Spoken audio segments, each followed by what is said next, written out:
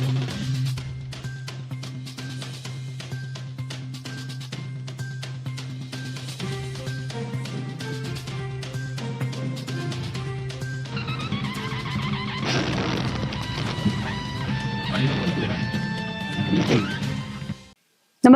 आपण पाहता हिरकणी न्यूज.